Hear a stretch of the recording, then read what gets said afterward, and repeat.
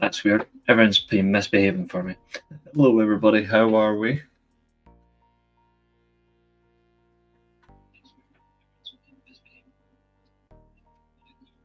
This thing's misbehaving. Welcome to your Raw review. Ugh. What's up, sister? I believe I owe you something. What was it? Oh, yeah.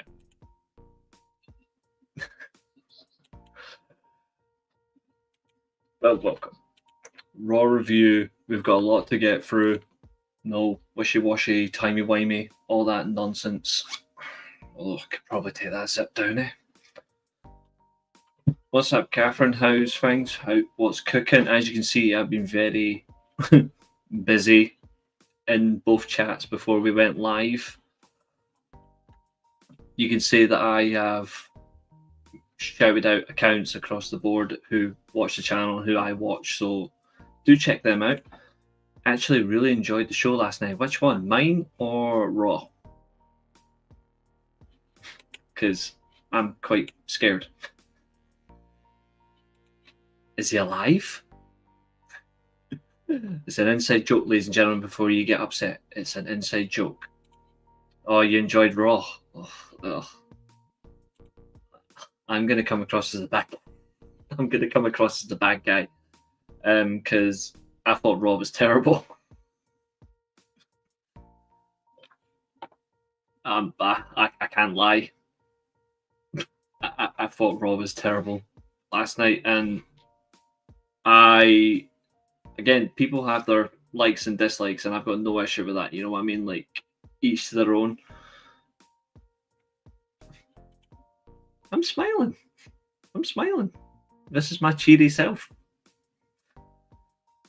But I have to give it the way I see it.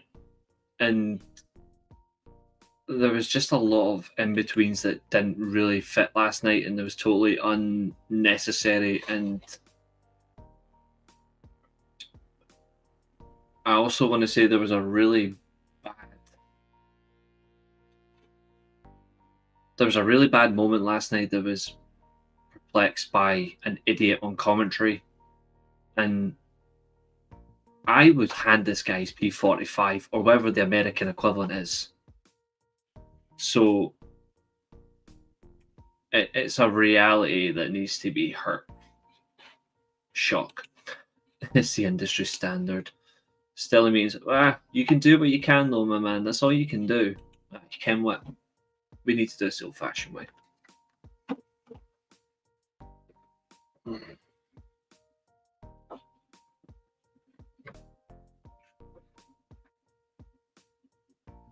I can stay up there then.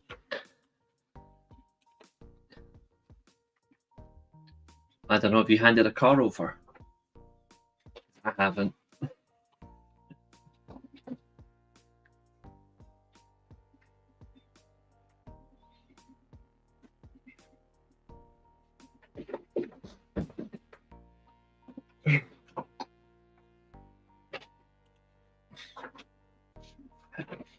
How about you come make me?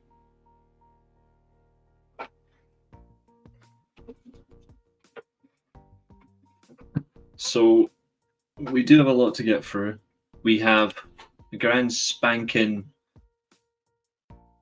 4 matches to review, but we also have to review that horrific spot from last night. Some horrific promos, like all over the shop window last night. It didn't make any sense. Like,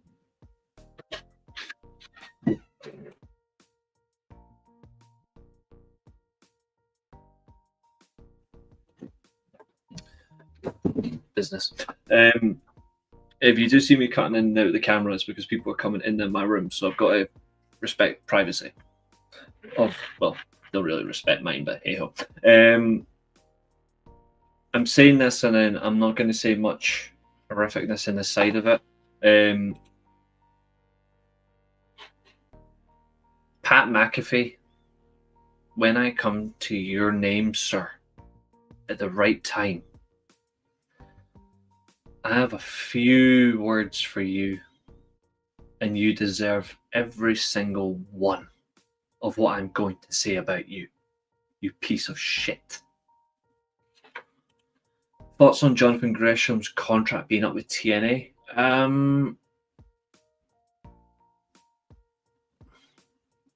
Good question. I think circumstance being it was due to come to a close anyway. They tried to revamp his career. They tried to change him a little bit, give him a little bit extra persona to just being a great technical wrestler, and it didn't work out. He ended up just going back to himself. It didn't work out. He's a good worker, but he never really did anything significant. At that point, he might end up re-signing, I don't know, but truth be told, I'm not entirely fussed. I like Jonathan Gresham, but he's not really done anything, so he's not a bigger loss as say a Speedball or a Josh Alexander or the Machine Guns or Hammerstone or Eddie Edwards. Like, those are big losses if all of them were to happen. Jonathan Gresham isn't a big loss. That's my opinion anyway. So where are we at? Yes.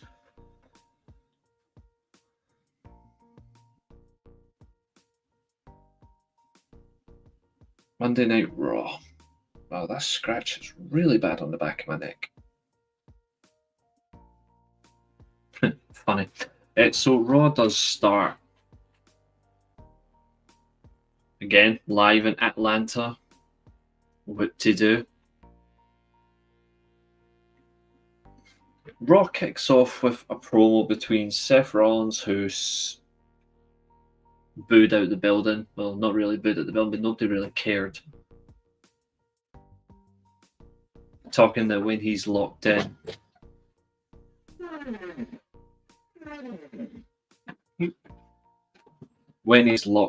nobody on this planet is better than him. Sure. Cool beans, bro. Gaslighting your fans, bullshitting people. Sure thing, bro. This ain't 2014, it's 2016 anymore.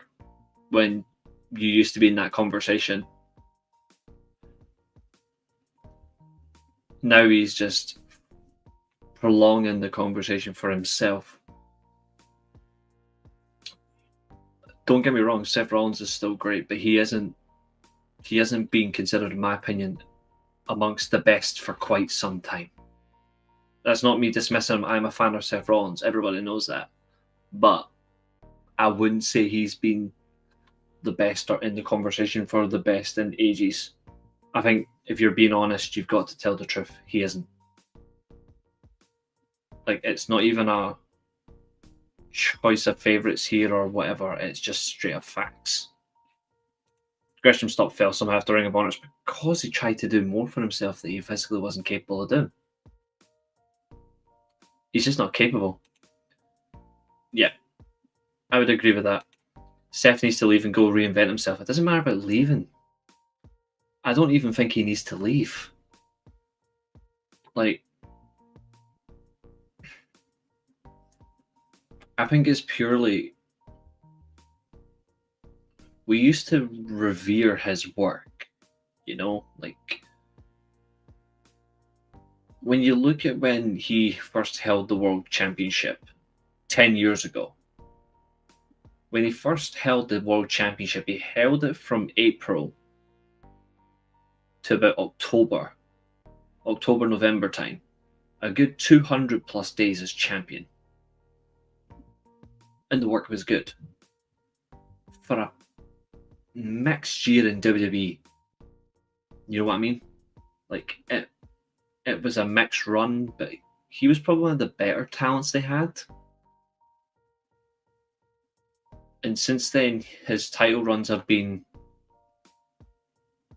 across the scope, in and out, dipping. And he's only had one great or interesting World Championship run since. And that was the world title run that he had that concluded at last year's WrestleMania. Additionally, when he's been in and around the mid-card scene, he seems more filled.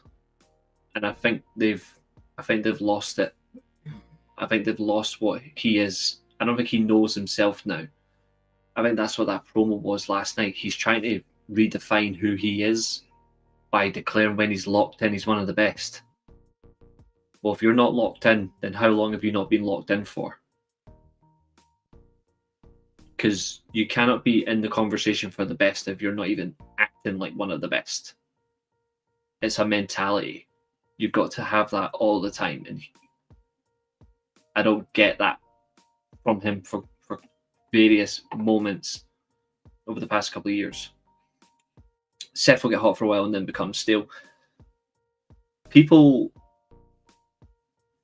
This is the thing.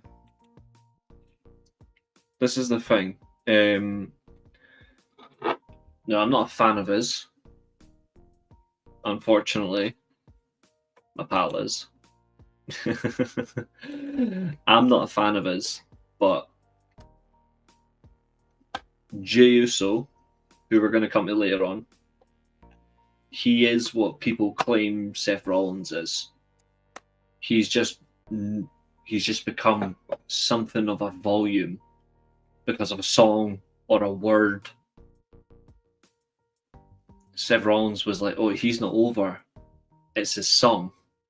Well, Jey Uso's not over. It's the word. Association, you know? Like, he's associated to it. He's latching on.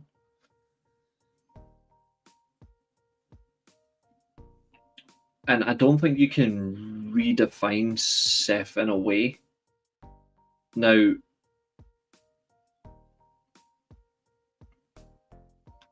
I was rewatching Covalent TV earlier on. Shout out to those guys. Those guys are brilliant. And only because I didn't watch it last night because I was just generally exhausted. So I rewatched it today. But I'll be there live for Wednesday.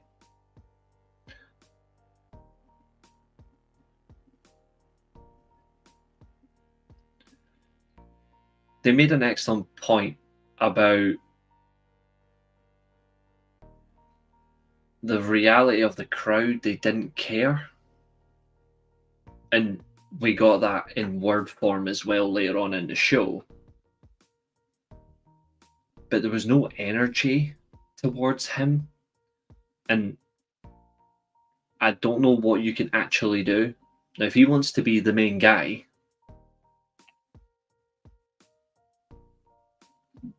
he's in the worst situation because he can't be the main guy. Like, because there's, like, Darren's mentioned in the chat, the names he's surrounded by, they're all perceived as number one.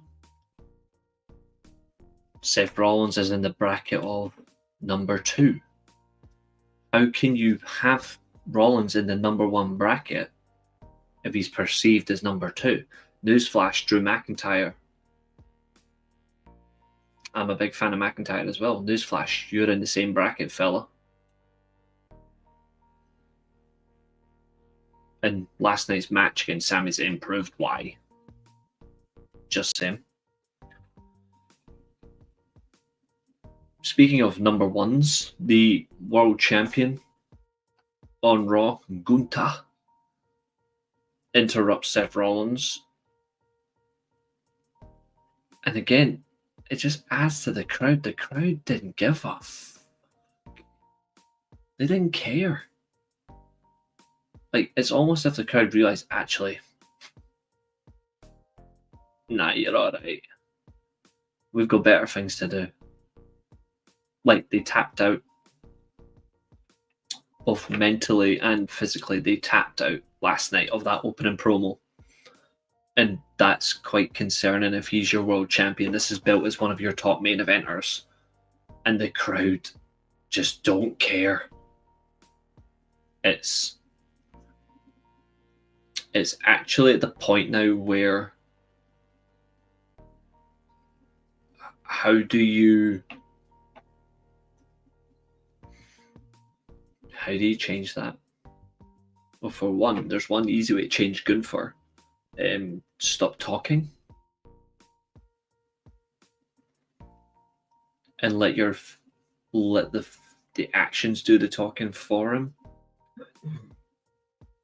He really does need someone to do his work. Get him over with the crowd by doing his talking. He should be that quintessential character of just brutal violence. No need for a promo. Someone else should be doing it for him. I'm starting to think he is being overly exposed, and it's actually concerning now for Gunther. I think it's quite concerning.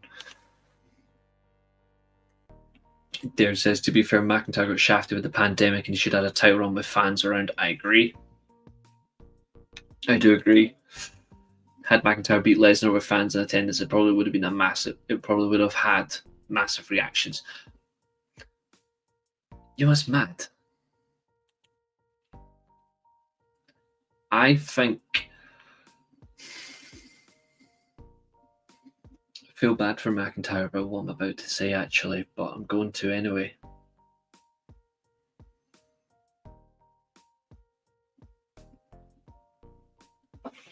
Oh.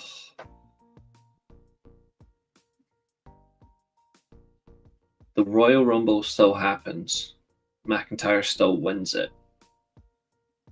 But I've got a funny feeling that if I hadn't been for the pandemic, I think Lesnar would have went over.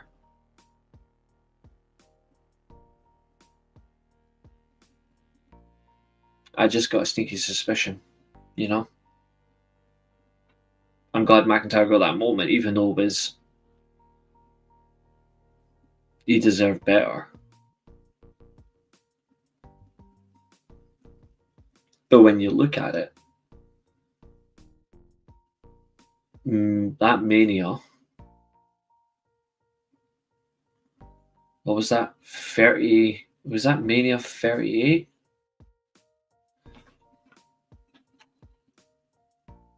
It was a good 4 years ago. 36, 37, something like that. It was a long time ago.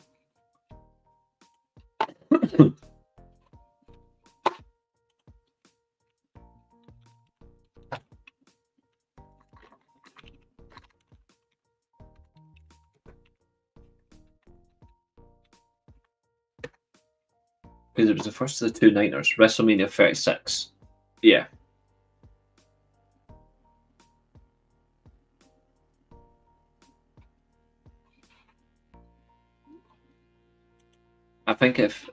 I actually think if the pandemic hadn't happened at WrestleMania 36 in 2020, if the pandemic never happened, I think Drew McIntyre would have lost to Brock Lesnar.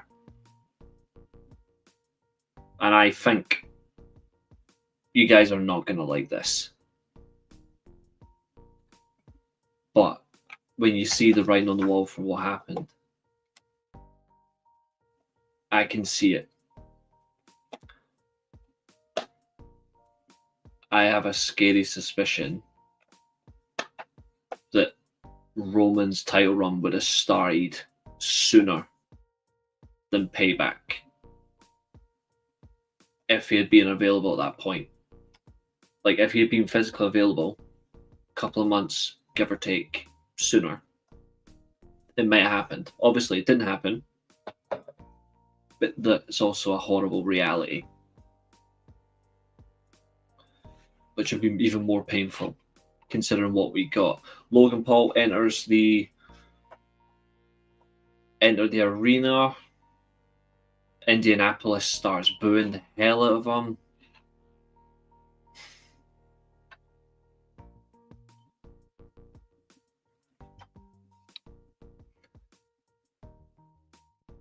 Logan Paul was so bad here. This was actually shocking. His promo was crap. His timing was rubbish. His word choice was weak. And nobody could believe him. Like, how can you believe the guy?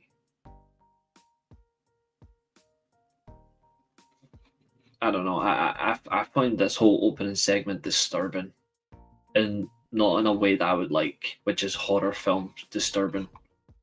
This was just not. Especially when Gunther reiterated to Seth Rollins when he said you should win the Rumble and choose me, and then Rollins said, "Well, if you're only holding the championship until I get it back." Also,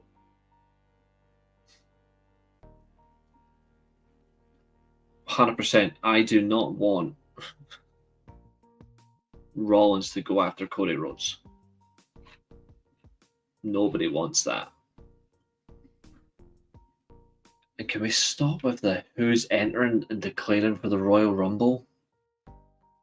It's like everybody now knows who's in the Rumble. It's actually fucking boring.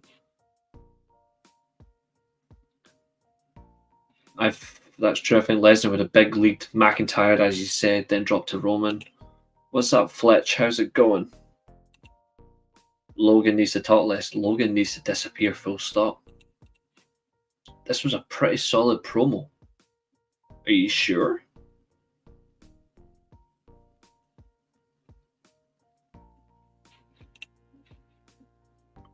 Let's assume everyone's in the Rumble. At this rate, everybody's going to be in. You may as well add in hundreds. You may as well make this another 50-man Royal Rumble because everyone keeps declaring themselves. The Intercontinental Champion's in the Royal Rumble. The US Champion's going to be in the Royal Rumble. Why are we not getting these title matches?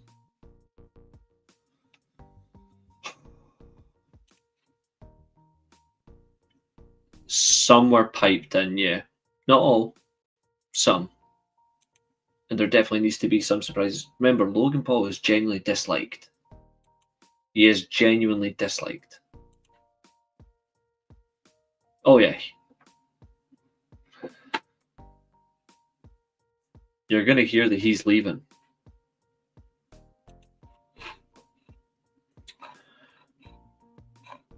Which is madness. We go into a backstage set. Men's Rumble has less surprises you have to get. They're taking it away. It's actually quite a shame.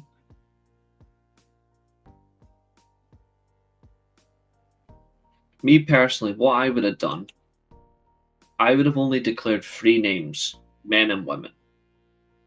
So for the men, Punk, Cena, Roman. That's it.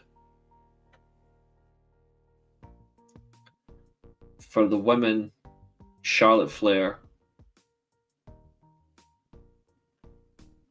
Bayley,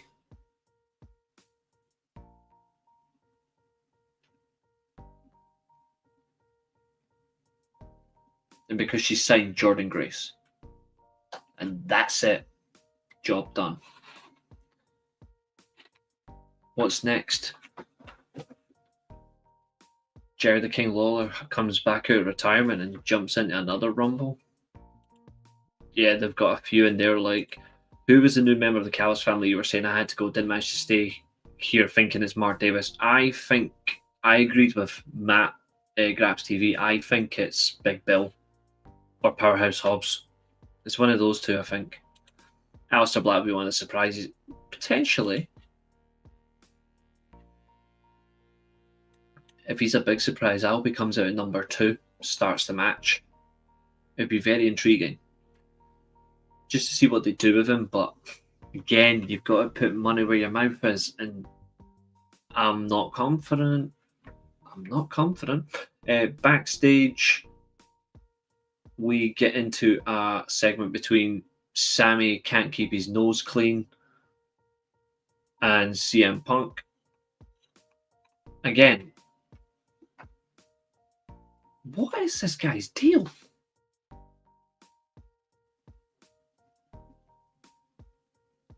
What is this guy's deal? Does he just...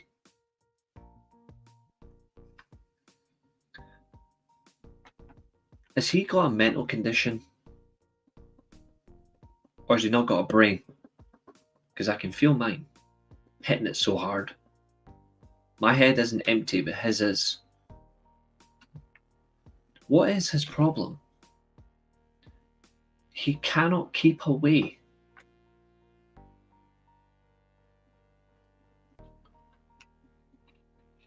It's actually becoming a joke now. Malachi will probably go to SmackDown with Zelina. Perhaps, yes. Logan Paul just announced that he will be facing his brother Jake, so I can see Logan pulling out. I hope they both punch each other that much that they just cannot move. Aye, he probably will. I hate the two of them. They're both freaks. Speaking of Sami Zayn and CM Punk, and this was just funny.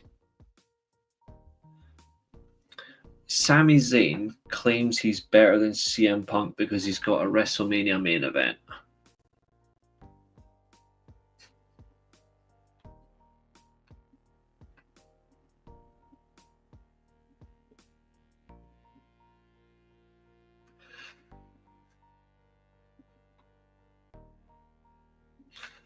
Let me say that again.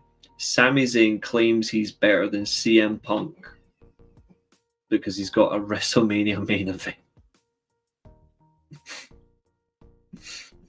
Sammy, how many world titles have you got?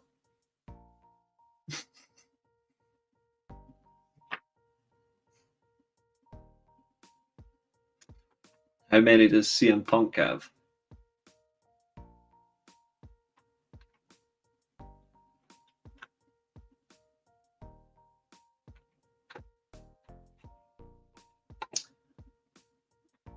Leave it as you will. You're not that important. Actually, hold on. WWE don't like to do the conclusion, but I do. He's got about 10 world titles, including Ring of Honor and 2 in AEW. So he's actually he's about close to 10 world championship runs, if not more. But in WWE specifically, he's got 6. Unless you want to include that ECW title run, because that got killed anyway, so that's 7. Whereas Sammy's got fuck all. It's not a flex. It's not a flex to someone if you've got a WrestleMania main event and they've got more world championships than you. Exactly. It was a tag match, and I barely remember it. I genuinely barely remember it. And it was a couple of years ago. Sami Zayn, after his broken nose, will have a Mankind mask. Sami Zayn.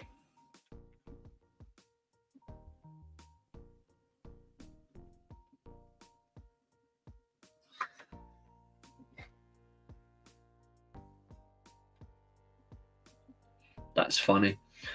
Yeah, she got injured. Dakota got injured. Where's Shayna Baszler's punishment? That dropkick was stiff as fuck for sure. It wasn't Shayna Baszler that did the dropkick though.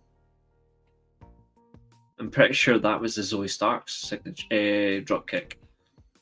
He is coming across very annoying lately. Mello as a dark segment is funny. He's not him anymore. No, he's just somebody if you need a piss break. If you need a piss break, Carmelo Hayes comes on TV. Nah, that's alright. I think Shayna will be given words though, because she did tweet saying none of the damage control is healthy or can stay healthy. I think she'll be given words about that though, regardless. Either way, CM Punk all night was getting those shade comments back and forth all night from talent. I think Punk's about to realise a few things from that roster. Penta versus Brock, gonna cook for sure. I'd love Penta versus Nakamura for the US title. You know what's funny? Even though he's only had 3 matches, I would have done. Sorry, hold on. No, yeah. I would have done Penta versus Braun at the Royal Rumble for the IC title.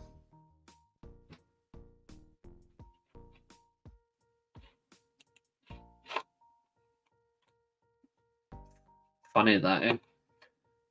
Right, first match of the night. We have a horrifying match to review.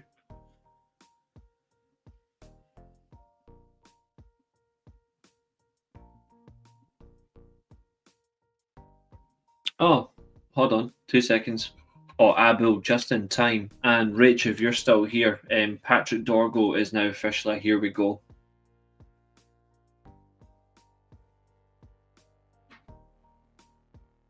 $25 million, done deal. We finally have a left back.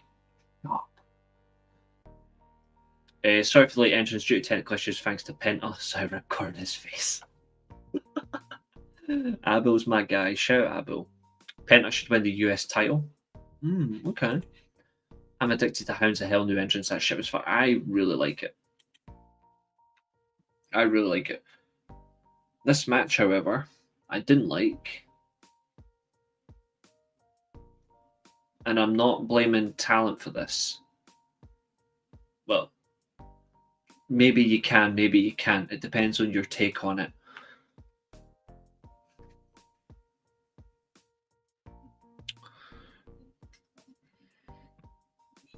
So, last night we had a World Tag Team title match as your first match of the show.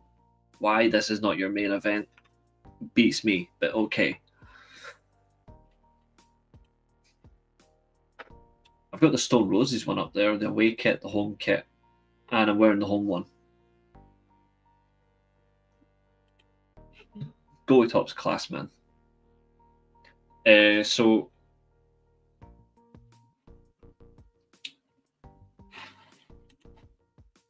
that thing will hit hard. That will hit hard. So, opening match of the night, War Raiders defending their World Tag Team titles versus the Judgment Day's Dominic Mysterio and JD McDonough.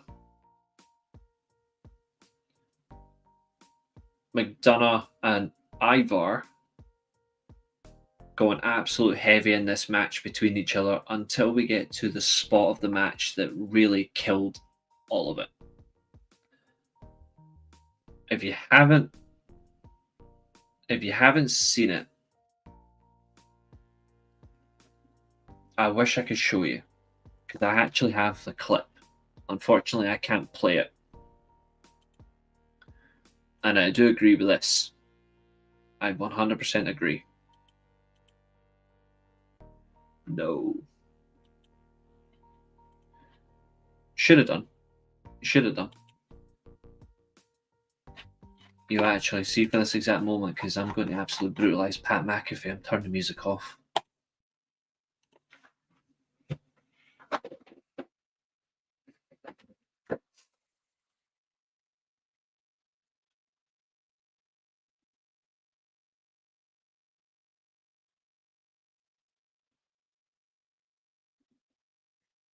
If you're a fan of Pat McAfee, please leave now.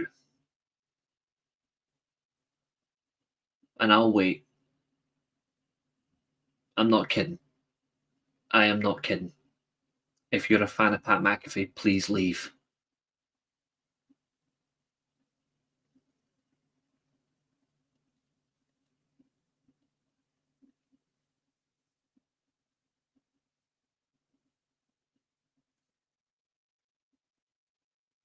No, everyone's staying because everyone's loyal and everyone understands. Good guys. Thank you.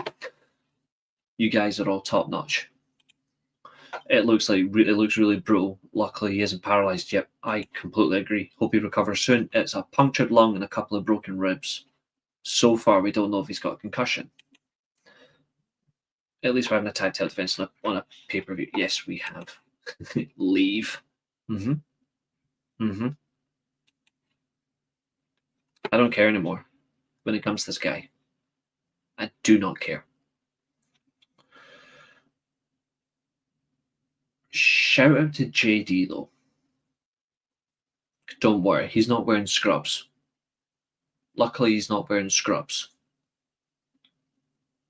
But shout out to JD McDonough for actually, one, having the bravery to do that moonsault,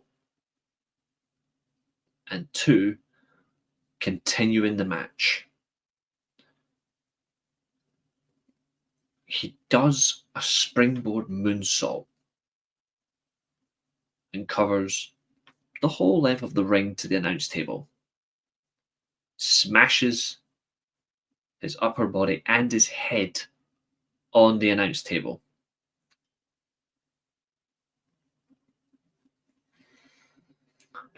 And he looks seriously injured. Like, he looks seriously injured. And it's been confirmed. This is also very true. Yeah, what he said was a joke. I warned you. I warned you it was coming. Yeah, he was there last night. Who the fuck even is this guy?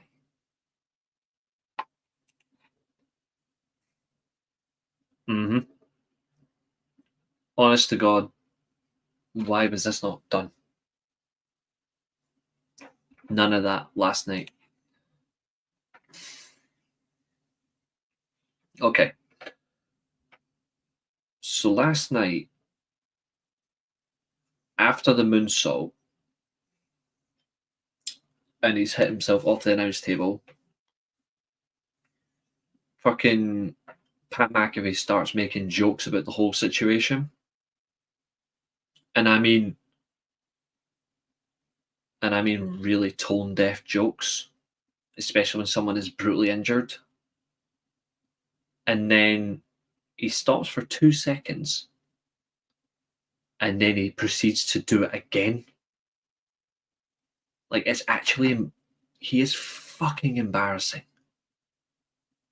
If you're a fan of his NFL stuff, cool. Cool.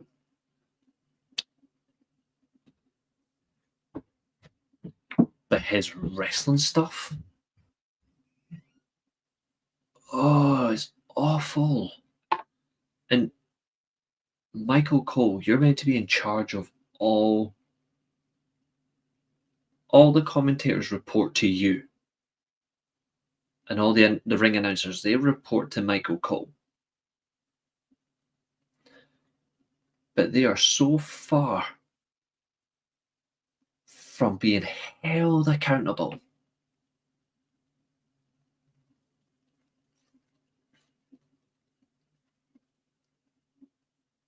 Because he encourages that shit. The jokes, the tone deaf behaviour, the stupid yeet pish. All of that. Like, you can have fun at a show, right? Nobody's asking you to be a robot. You can be a robot if you want to be. But when you've got a job to do,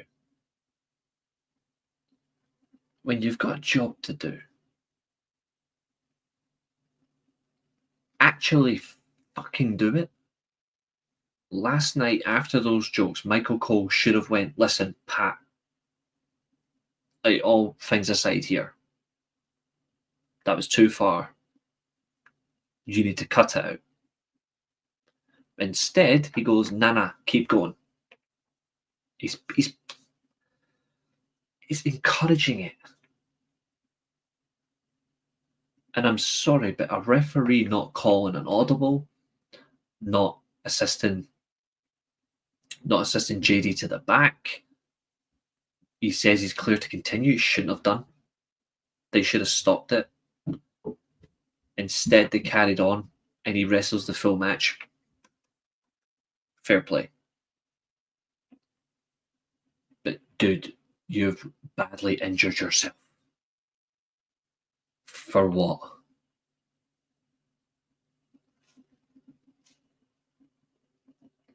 Another thing as well, he got back to Gorilla. He collapsed. Make of that what you will. It was a great move, though. I'll give him that. Everyone, everyone gets that sort of comment, but you know what's funny? Nobody will comment on them. You know, Pat was Netflix choice. Cody Graves least respects, but I don't like Cody Graves, but I would have put him back on there. I would have. It was funny because the letters Kai Sinat had in his entrance same as I was gonna say I noticed that. That was well weird. They should have stopped the match last night. Hold them accountable. I'm gonna add something new to this one.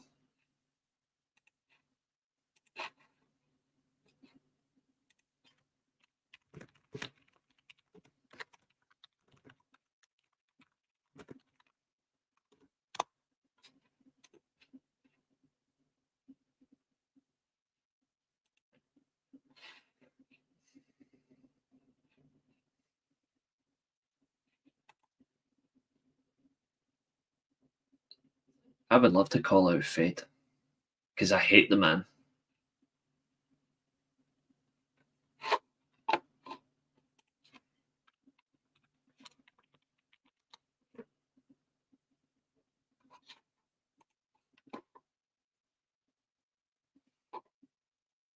I'll prove it. How much I dislike this guy. I made sure something happened.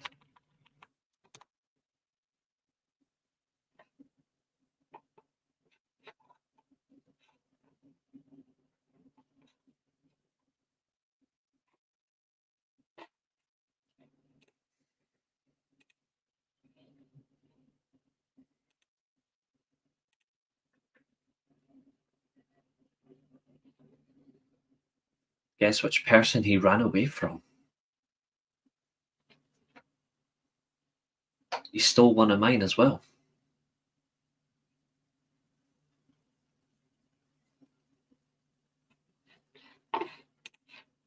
I don't blame you. And the way Big Nose tries to create new air, I'm sick of the work. It's becoming just as annoying as Aura. Kai Sinat fucks like even I would have got a better reaction to him even as a heel. He's apparently one of the most popular YouTubers. I haven't heard of him until last night. I know, I've only just seen it. That's all he does. It is all he does.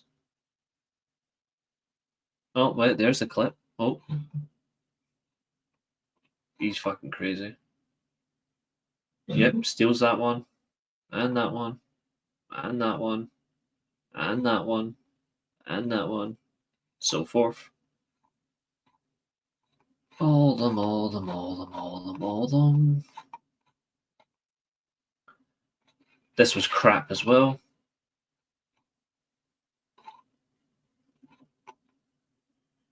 Yeah, the Ricochet thing, that is funny.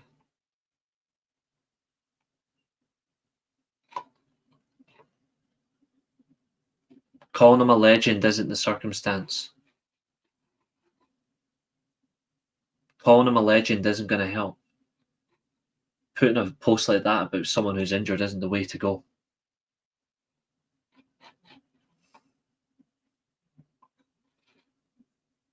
He's an amplified dickhead. I've never liked him.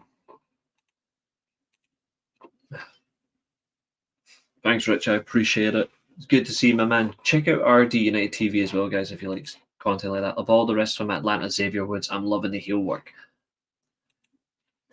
They ruined his promo last night. I feel sorry for him. But yeah, anyway, the worst thing about the match, in my opinion, I don't know about you guys, but for me, it's not the moonsault bump. It's the bump he took after that.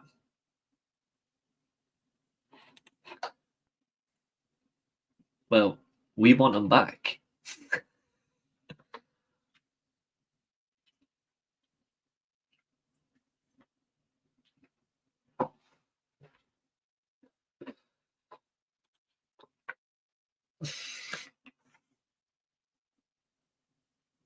I don't think no, I don't think the reason he collapses because of the bump on the announce table. I think it's when he took the knee to the back of the head and the back of the neck. I think that's what I think that's what caused the issues. It's because he likes Alvaro Fernandez just as much. I think we'll still try and get him back though, because our other left options are absolutely rubbish. That too. The War Raiders get the win with the war.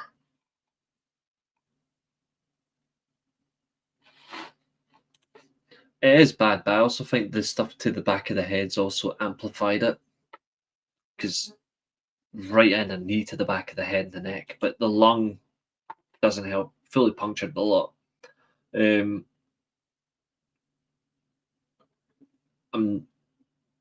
I just find it really poor taste from McAfee with his commentary.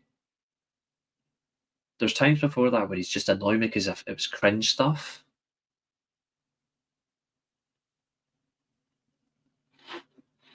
But last night was just the end for me. Yeah, 25 plus add-ons.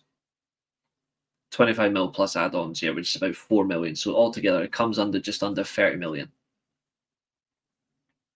Good. So where's my midfielders? Why Dorgu when we could save money and got Alvaro back? We would have got Alvaro for 16 mil. But I think it's because he's actually one of the best in this position in Serie A. Especially in a team that's actually vying for the same position. It makes more sense. After McDonough collapses at backstage, we take a commercial break. For the Americans, that's about 5 weeks. Sorry, guys, I just had to stick that one in there. For us, it's like 5 seconds. We get the backstage promo. We get the backstage promo between Cap Kelly and the. Do we want to call them the? Well, yeah, well, the New Day for now until they rename themselves. Again, this is what I said by they don't know what they're doing. They let Xavier Woods down here. He should have berated everybody.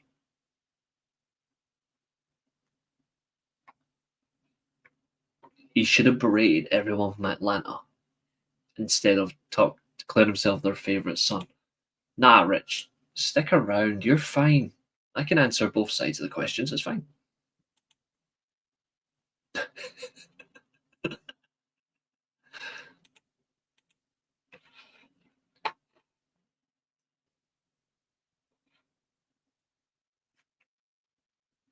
We get backstage, comes into the ring. Rey Mysterio's entrance buried because of Zelina Vega going to SmackDown. Why during his entrance? Do it after. So uncivilized. I'm assuming it's up until another contract is agreed, because if you agree a new contract, you could have those terms removed. That's what I'd assume so on. Or until Benfica gets an offer and it goes to Man United. Do you want to sign this guy? Yes or no? No. Okay, well, he's gone. In-ring action, Xavier Woods firmly in control. It would have been so much better. But hold on. Graps TV, my man Matthew's right. I shouldn't be giving these guys logic. I'll put myself on timeout.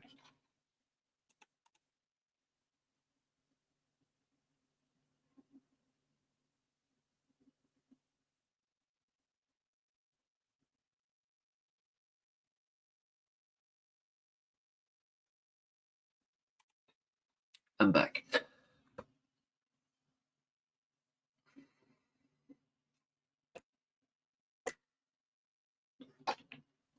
I think he'll be fine against Juventus tomorrow.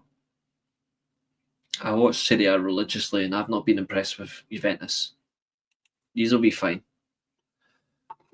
Mysterio wins with a 619. Lovely, cool. You've got the Dipsy Doodah crew. Sorry, Xavier Woods' family wearing LWO shirts. Lame as fuck.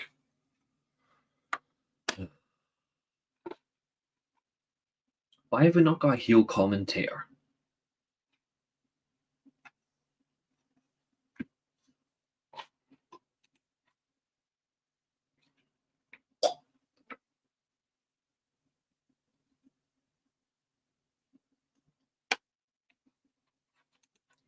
Currently doing the Universe mode on 2K24. I have the NWO with Rollins, KO, and Drew. I like it. KO's rivals, that is Hurt Syndicate. MVP, Lashley, Hobbs, and Ricochet, Hounds of Hell update. Oh, I like that.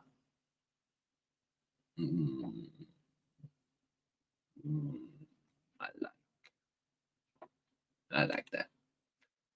Exactly, Abel. You tell her.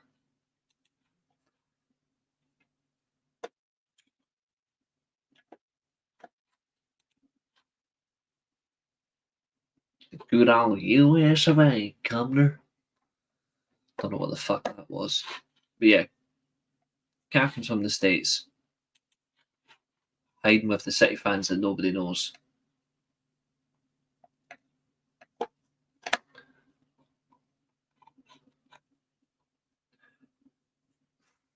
So we got New Day suck shirts on Woods family, and honest to God, why? Like,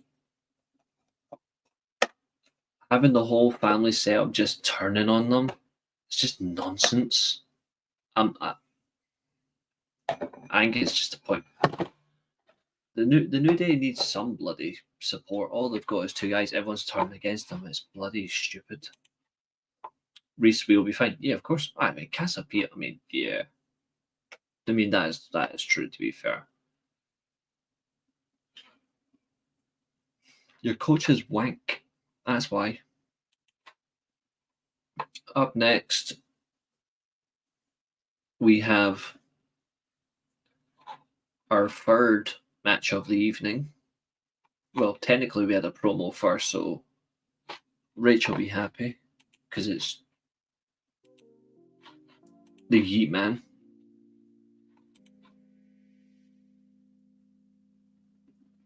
Interesting.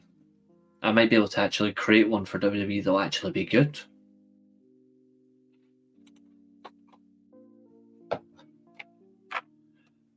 Speaking of promos, the Yeet Man makes his way to the ring with Quavo or Quaver.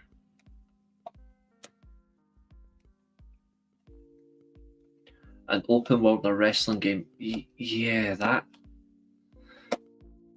It's almost trying too hard. I don't know if it fits well. After the Xavier Woods match, that's when I fell asleep. I wish I did, but I didn't.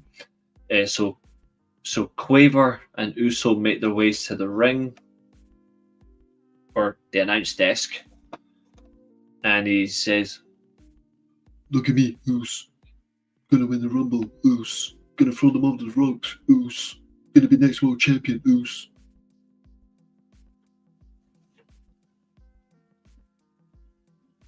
I'm gonna be dead in 2 seconds, Uso.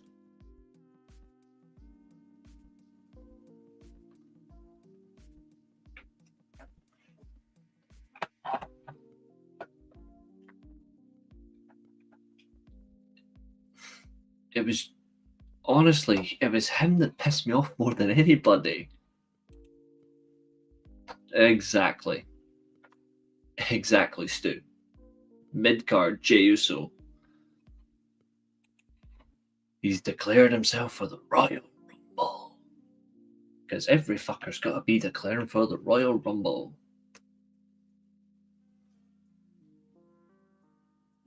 He wasn't even the last man to declare himself the Rumble on the show. That's the worst part.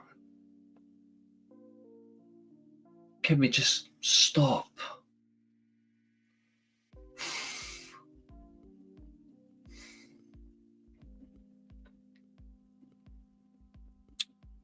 Back from a commercial break anyway, because it loves to go to commercials. So we go to commercial break. Back from that, Liv Morgan and Raquel Rodriguez come out for their tag match against Bianca Belair and Naomi. Non-title match, because again, on NXT, they seem to enjoy it right now. Another title match between Jakara Jackson and Lash Legend.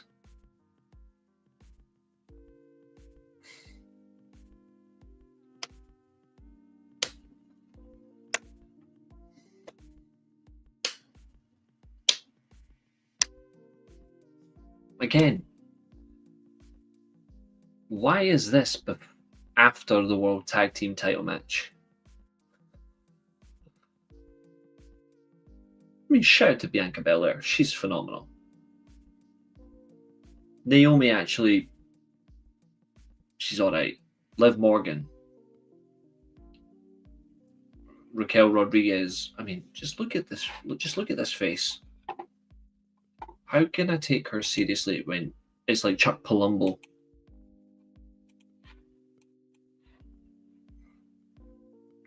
How can I take Chuck Palumbo seriously now?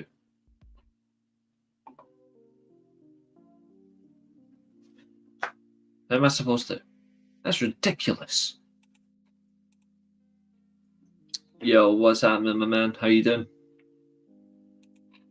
Big Nose, is it so difficult to build James for a mid-title? He's not main event. Because they had it and they took him off him really quickly. His win-loss record in main events is absolutely funny, honestly.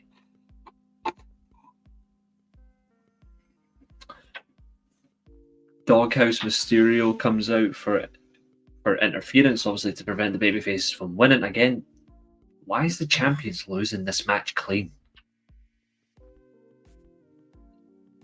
That actually concerns me. Why is the champions losing clean when they've got a title match the following night? It's actually embarrassing, you know? Like, it's taking away their effort. And what is it going to do for Liv Morgan and Raquel Rodriguez, who have now won again after the split-legged moonsault? After the split-legged moonsault, we get the Tijuana bomb off the apron. And then Liv Morgan just sneaks in for the cover, which is botched. Look at back, that's botched. That pin attempt is botched. I've seen better moves. I've seen better pinfalls from Dana Brooke, and she can't wrestle. Raquel Rodriguez, the new Tamina. Yeah, that's one way to put it. That is one way to put it.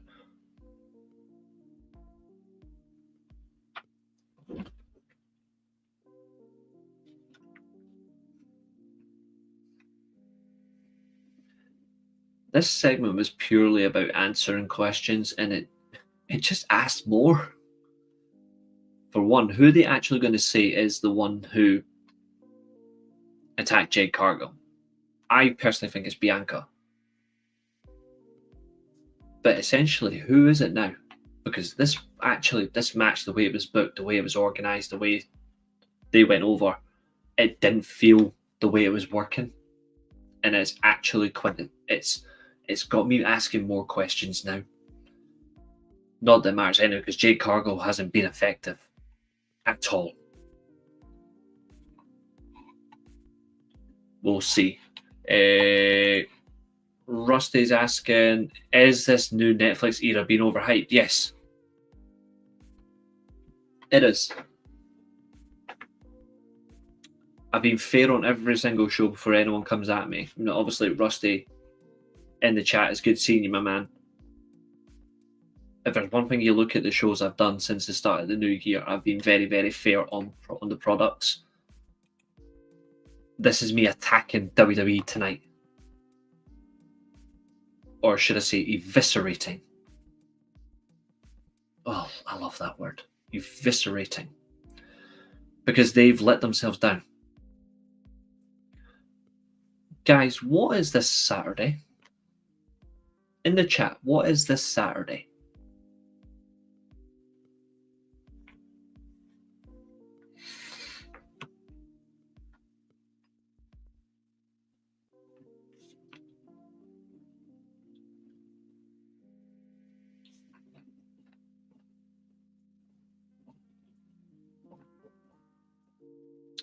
Bingo.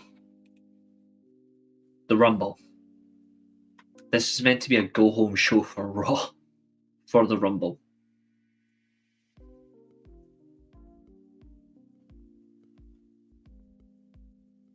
It's meant to be a go-home show, and it's not had any good implications on the Rumble itself. None at all. The first and last 30 minutes of the show were good. There were some elements that were strong, but it's the main part of the show is so damn weak. It's quite scary. They're going to give the women's tag belts to Liv and Raquel. They can do what they wish. But just like my co-host Ailey says, they are just earrings. They're just the earrings. Championship belt. Ooh, I've got no idea how to pronounce that name. I am so sorry. How would you repackage Charlotte's return? Charlotte comes out number 3, wins the Rumble, and she declares that she's taking the title from Stratton. I think if you're going to have to repackage it, she needs to come out full-fledged heel, and she needs to just win the Rumble as a heel, like what her dad did. You know what I mean? She needs to be... I actually think Charlotte Flair in the Royal Rumble on Saturday needs to be cocky. Like, she needs to be... Like, if you look at how Ric Flair won the Rumble in '93, he was always like in the corner, or when he got space in the middle, he would expose it, but he was often on the ground or in the corner. I know that's not particularly Charlotte's way, but I think that's what she should be like on Saturday.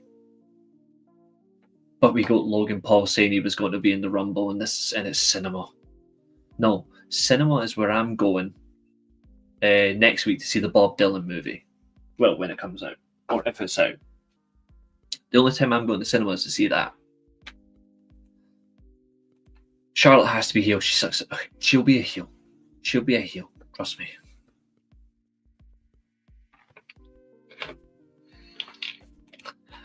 I know you hate her, pal. I don't like her either. You know that. Fernando's saying lame go-home show. Lame would be generous, my friend. Charlotte doesn't need to win the Rumble. Whoever wins the Rumble will challenge Rhea, but still challenge Tiffany. She could win the Elimination Chamber.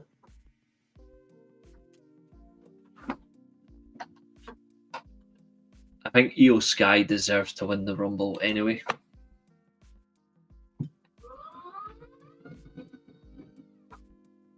It's the benefits of having an electric raised desk. Just push the button, up it goes.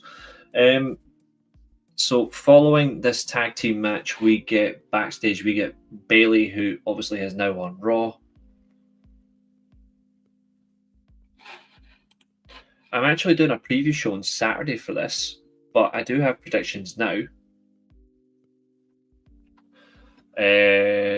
Predictions. Sami Zayn does the haluva kick, cost Kevin Owens the title. As much as I want Kevin Owens to win, I think Kevin Owens will lose. I think Sami will just kick him to shut him up. I think the Motor City Machine Guns, even though I want them to win, they'll get screwed. I think they'll get screwed in the third fall. I think they'll go 1-up, 2, and then get the... I think DIY will cheat to retain the titles. I don't want them to. I want the Guns to win. The women's Rumble, Io Sky, I think, will be the Iron Woman. Jordan Grace will be in it. I think Stephanie Vaquero will be in it. And then I agree with Roxanne. She'll eliminate Bayley. I agree with that. And then Charlotte Flair will win. The men's one.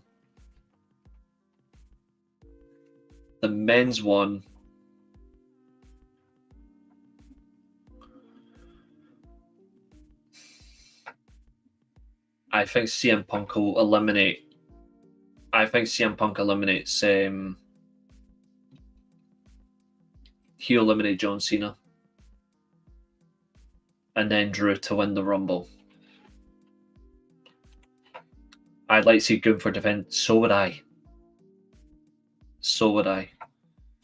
I think Asuka might retire. I think so as well. I think she's done. I agree with this. That's absolutely for sure. Yes, I 100% agree with this. Jacob Fatu will eliminate Roman. I actually think Roman versus Jacob should start the Rumble, even though I said earlier on that Aleister Black as number 2 would be kind of cool. I would actually have those two start. Yeah, her contract issues, she ain't. RKO will appear in cost. Caleb, yeah. I like him. I liked his run in MLW. I like the way he's been presented. He's doing it short and sweet with his promos, but it's effective. His ring work, he's catering to his own way, and I like that. I'm a little bit skeptical sometimes on the no selling, but I do like the way he's presented, and I like the way he presents himself most of all. For me, he is the future of that family. He gets it. It might sound too soon, but whether it's the WWE title or the world title, whatever brand he's going to be on after WrestleMania, I would belt him up at SummerSlam. I would give him the championship at SummerSlam. Whatever way you do it. Jacob Fatu and Braun Breaker would be my world champions after next year's WrestleMania, put it that way.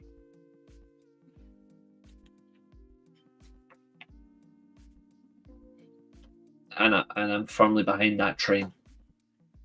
Jacob and Braun are who I want to see be world champion.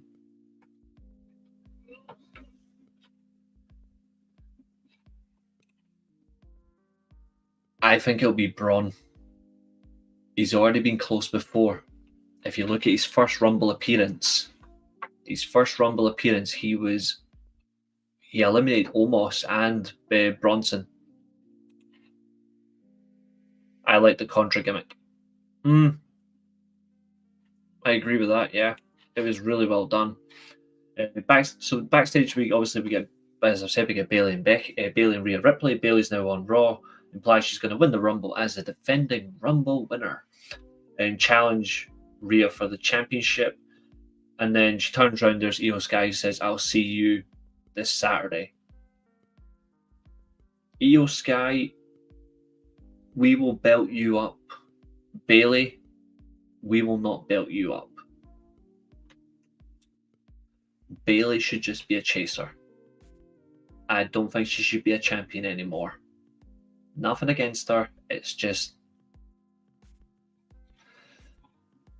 I think she's lost her way a bit. And I don't think people want to see her hold a title again. And to be honest, I'm one of those people. Up next, we get one of our two final segments before our main event. We're doing really well, guys. Thank you so much for those that's tuned in so far. We are a good audience, having good fun tonight. Please do hit the like button. Please do subscribe to the Weekly Steelchair if you're new. I'd really appreciate it. If you'd like to appear on any future shows, just ask in the comments. You're in the live chat. You're more than welcome. Check out Graps TV, who was in the chat. Check out Catherine's channel, the Mid Podcast. They do some good wrestling stuff as well. And also check out Covalent TV. Again, these are just channels who give you a different variety of content than mine. And if it's something that you're looking for, I say go for it. If it's not for you, it's not for you. But I do recommend these guys. They work hard. Thank you. I do try. I do absolutely try. What will annoy me is if they bring back the Royal Rumble tradition and somehow we love becomes the 31st century Royal Rumble.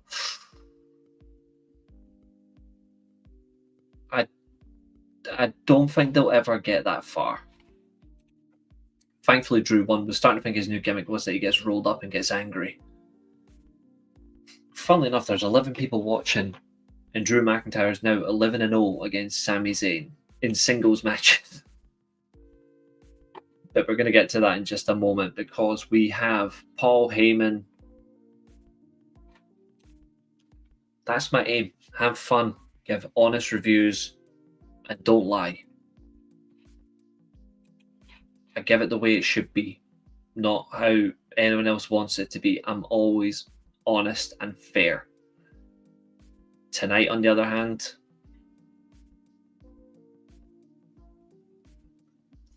tonight's more critical than positive. And if you want to know who's to blame, Triple Nose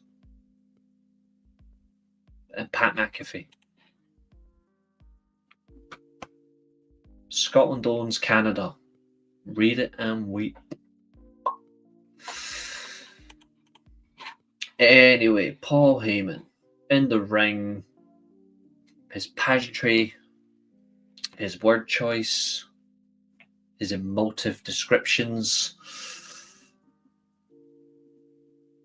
And yet he still produced one of the cringiest lines I've ever heard.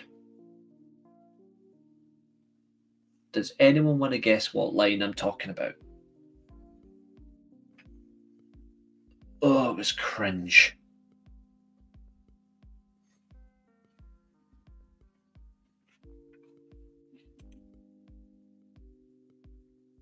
Good point. Does anyone want to hazard a guess what line I'm talking about that made me feel super cringe last night by Paul Heyman?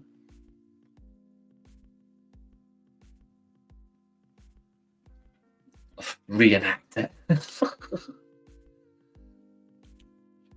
Okay.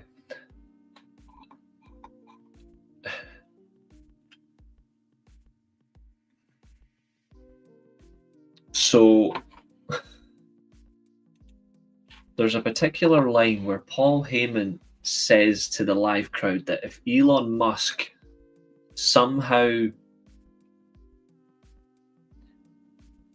colonizes Mars, Roman Reigns will be the biggest superstar on Mars, because he's the biggest superstar on the planet according to him. It was so cringe. People will go to Mars to get away from Roman Reigns, not to be Roman Reigns. Jesus. When he said people pray to be Roman, yeah, that was... See, I thought that was funny. Because I'm surprised Heyman managed to get down and back off his knees. True. You see a lot of great stuff as well in ECW. I know. It's a package deal. But I will give some credit where credit's due for Paul Heyman, because this actually deserves a bit of a monumental moment. Oh yeah, it is. Or why don't we just send Roman to Mars alone? Because you have to take all the bloodline with you. Is there a rocket jet big enough to take him? Like a space shuttle? Is there a space shuttle big enough? I don't think so. I want to give a little bit of credit to Paul Heyman for just one thing.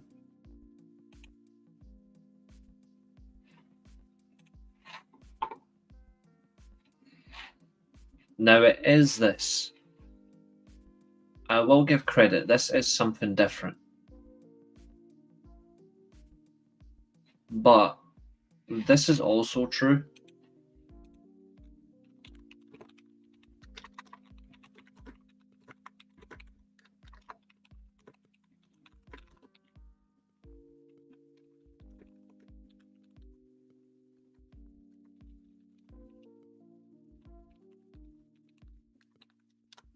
This is not a joke. This is a legit fact.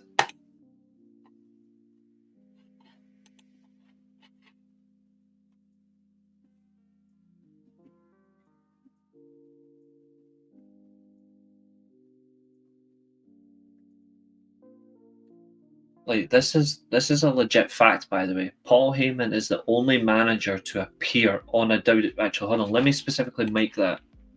Hold on. I need to make sure it's actually the correct word. Game cover. I forgot the word cover. My apologies. No one else has achieved that. But then again, you can barely see him, but his big ass forehead, it's not hard to miss. Anyway, enough of that. But then Drew McIntyre interrupts him, starts. Again, this promo was predictable by Drew. It's just intense words of, I'm coming for your boy. Mate, you lost the feud. You lost the feud. Oh, see, look. It was actually the next. Now, just to prove a point, look. This was before I even got to it on the order of the show.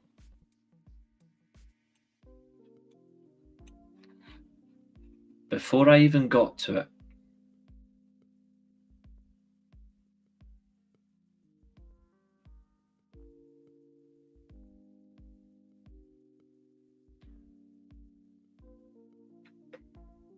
I will actually say one thing that was very clever.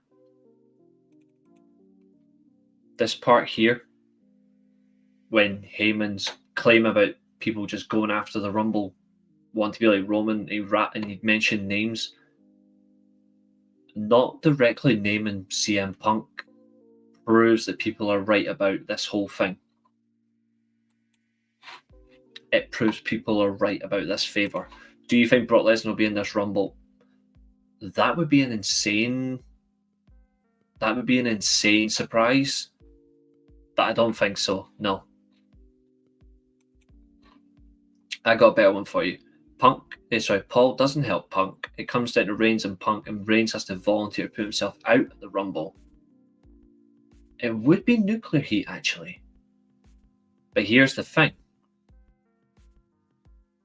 He has to volunteer himself. Is that Heyman doing... Is the favor Paul just putting a word in Reigns' ear? Could Roman Reigns win the Elimination Chamber?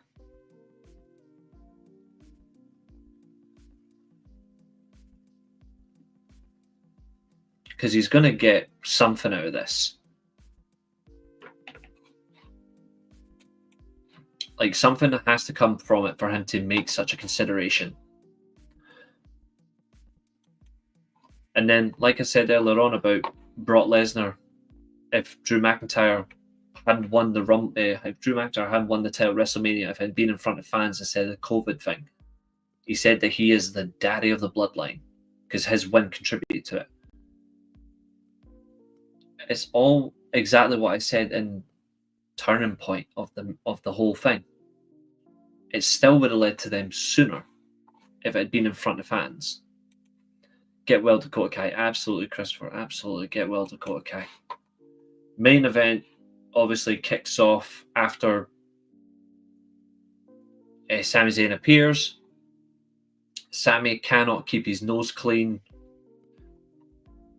He's looking to get his first win over Drew McIntyre in singles competition, but he wants to fulfill his dream.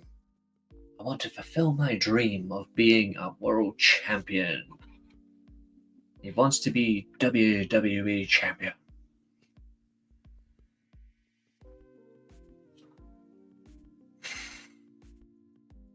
Exactly, he's 0-11. But correct me if I'm wrong, guys. Drew McIntyre is 6'5", 265.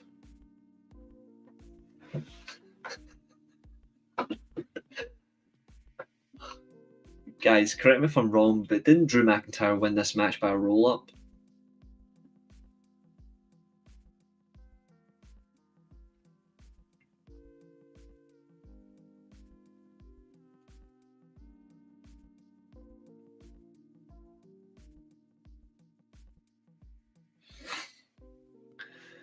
Who will be champion first, Jey Uso or Sami Zayn? Oh, God. The thought of that kills me. You know what? I don't want either to happen anyway.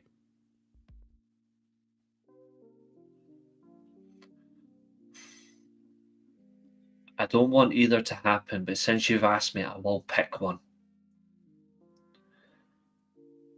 I think Jey Uso will probably be the first. I think he is more likely to do it than Sami Zayn. If I'm being honest, I don't want either. But that's what I think. The guy straight in with a nice shave. Thank you, sir. That's what we should call Drew McIntyre from now on. He's no longer the Scottish psychopath, he's the Bloodfather. We've got Blaster Casterberg, and now we've got the Bloodfather. He wins with feet on the ropes. He did. It was a roll-up. And then, like, what is Drew McIntyre doing winning with this? It makes no sense. Oh, yeah, he will. He will.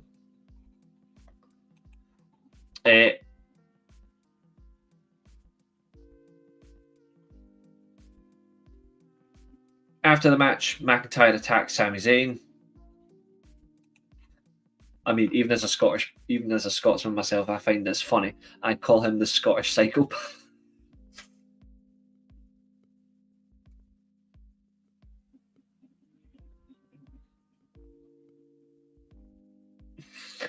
That is hilarious. That's comment of the night. Guys, put in some clap emojis for this comment because this is top tier.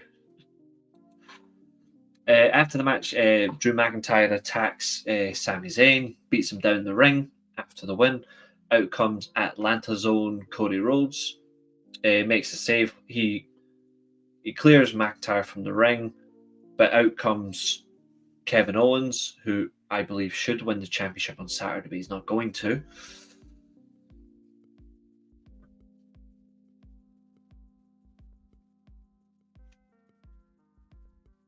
Kevin Owens comes out. He's going for another package pile driver and beats the piss out of Kevin Owens. McIntyre gets in and helps KO. And then just before we get any sort of impact, Sami Zayn again has attacked one of his friends with the haluva kick. He attacks Rhodes, knocks him down, and then wearing his Sammy Forever shirt, Kevin Owens, simple little nudge. Cheers, fella. Because he believes that Sammy's on his side. Well, in this way, that kick was cool. This is a continuous way. They're building up to either Sammy's going to do the right thing or Sammy's going to persist with the wrong thing. And he gets blamed for everyone's downfall. But the person who is who is the champion. We're at that matter now. Where that's what I can see that as the way forward.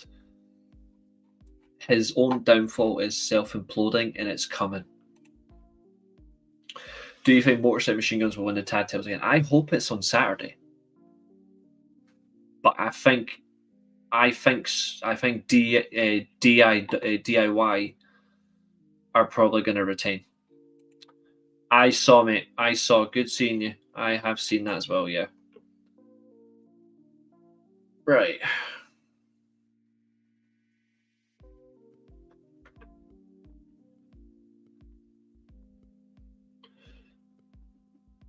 So this...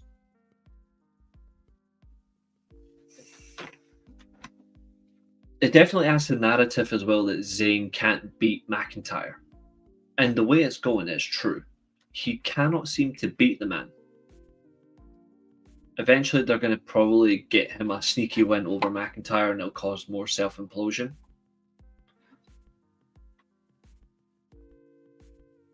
In between this match as well, Penta does challenge Braun Breaker for the Intercontinental title. He does the Cerro Miedo to his face after Braun Breaker declares himself entry for the Royal Rumble. Again, can we just stop Penta also declares himself entering the Royal Rumble through a video package. So it's certainly winded. Now for what people are hoping I got to review, because some people have said this is cinema. Well, we're gonna really fucking figure that one out, are we? Do you watch Japanese and Mexican wrestling? Yes, I do actually. Really enjoy both scenes. I've always admired their culture and their way of wrestling, just as much as I enjoy the British scene still. And the US, there's manners to it. Scottish Psychopath beats some unknown Canadian 11-0. Now that is fair. I've got a funny one. If you're a Sami Zayn fan, I apologise.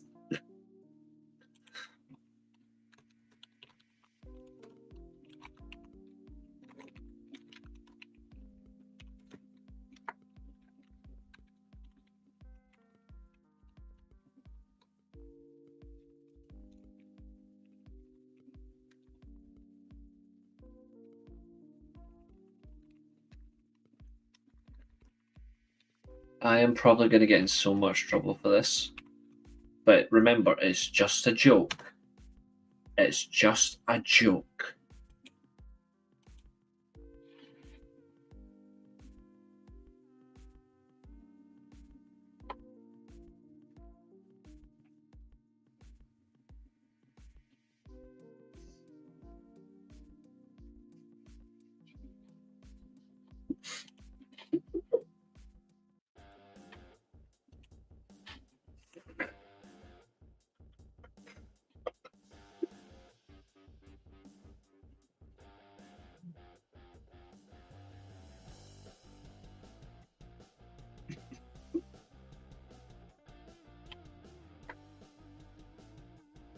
For the record, I do have some friends that are Canadians. They would find this funny.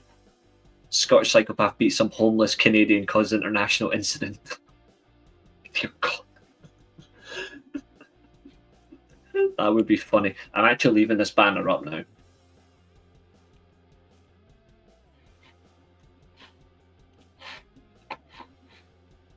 It's the only time that Scotland actually does something more than once successfully. Scottish Psychopath versus a bum. He needs to shave that beard and get a haircut. He needs to go back to the Sami Zayn from like NXT early 2015 when he came onto the WWE main roster.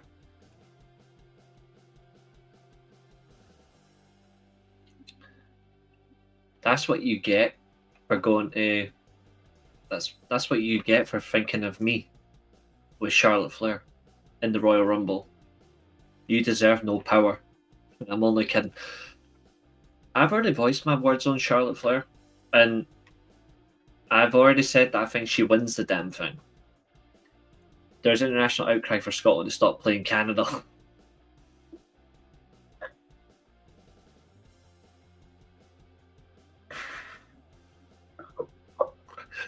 Oh, Abu, that is top notch, my friend. Yo, Nippin, what's happening, brother? So, your main event of the night in terms of the actual show is a 15-minute promo back and forth between champion Cody Rhodes and CM Punk. And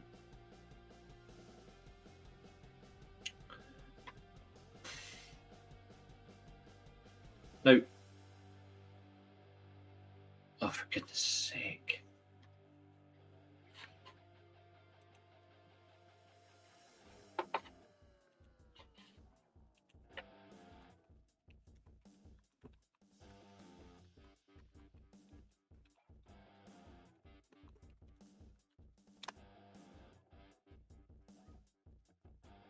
Just for you, Nippin.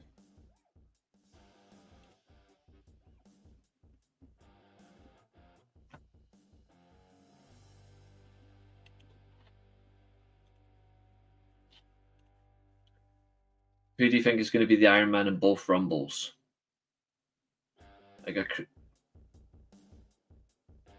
Pretty sure I did answer this. I think Io Sky is going to be for the women, For the men, I know I tweeted Seth Rollins, but I think there might be someone else. The mad thing is, it could be, like, I would say Braun Breaker would be worth it.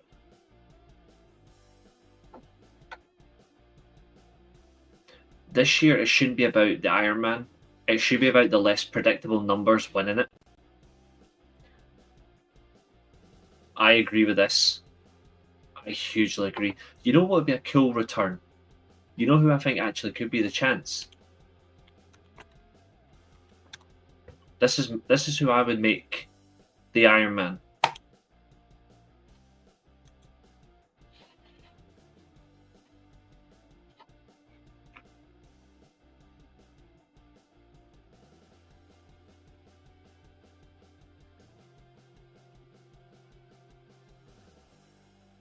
And before anyone asks,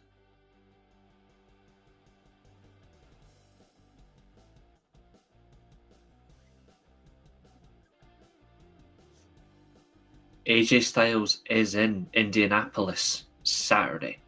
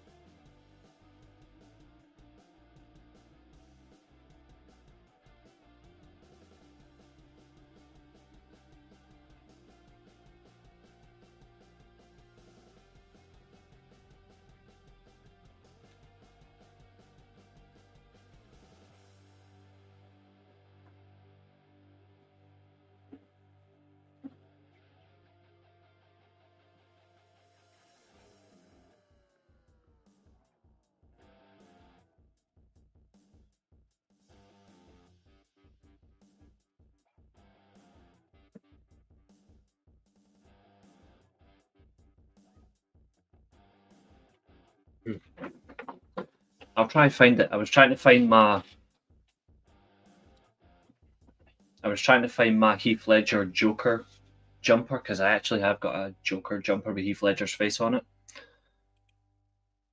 Punk won't go that long. I think the most Punk can physically do in the Rumble is 15-20 minutes.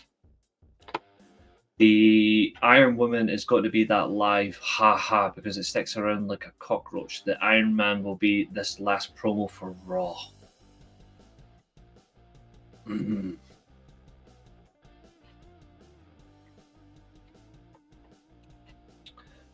get your point to an extent. There's times where I really cannot be arsed with the guy, but I'm still a CM Punk fan. But there's times where he really pisses me off. He'll be in the Rumble.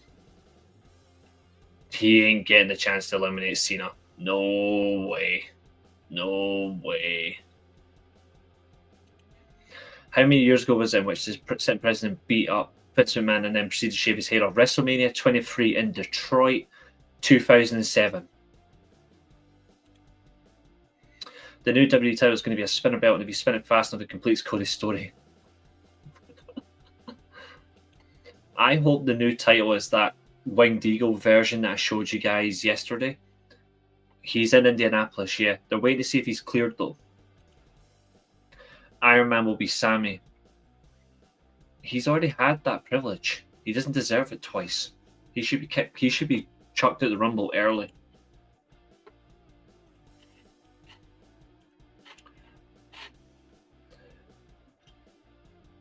I do have one visible question about this about this promo though, and I'm hoping maybe you guys can maybe explain it to me. But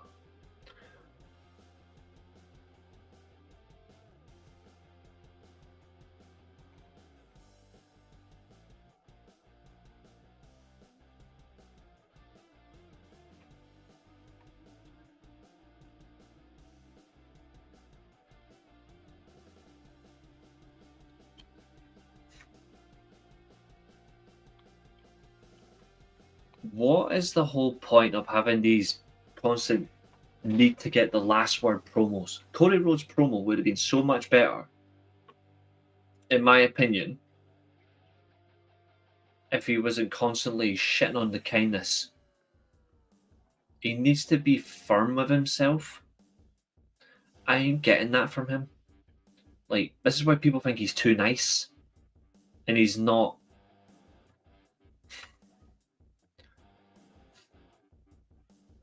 You can only be the nice guy for so long until you break. And then you start firing back. When is he going to start firing back? Because right now, he's not doing that. You know what I mean? Like, I'm actually asking you guys this question. Because, I don't know, his promo was weak.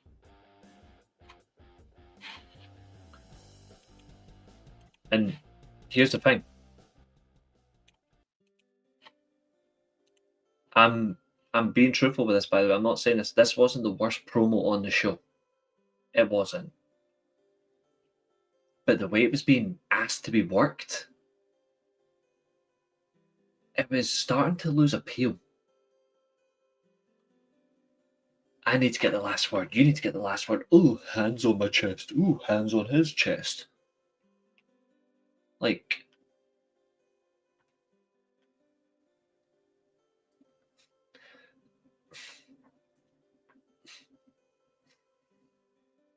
if you were here for the SmackDown review that I did 2 weeks ago, if you remember the SmackDown review that I said 2 weeks ago,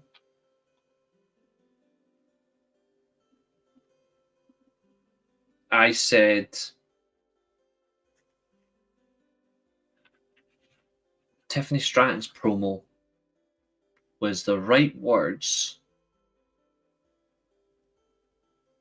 but the wrong delivery and the wrong way of getting around it, and the wrong way to deliver it. And I firmly believe this was the exact same way, but I agree, the reality, they dragged this shit out. It was...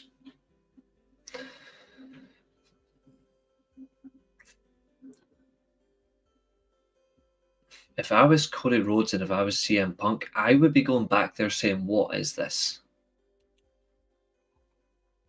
Can I not get a little bit more? And also,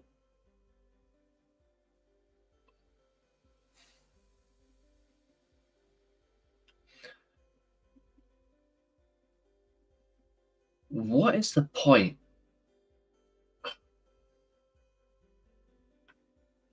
I like the fact that he did references. I did like the fact that he referenced his own title reign, because obviously he claims that the burnout for Cody's happening because he's approaching 300 days. But I don't care about who's friend. I don't care if you're friends with the Muffin Man, or you're friends with Paul Levesque, or you're friends with Shane McMahon. Like, I don't care what talent is friends with who. Can they stop saying, oh, I'm your friend, I'm going to stab you with it and take what's yours? Just fucking do it. Like, this is why Finn Balor's turn on Damian Priest is better than any turn on Cody Rhodes.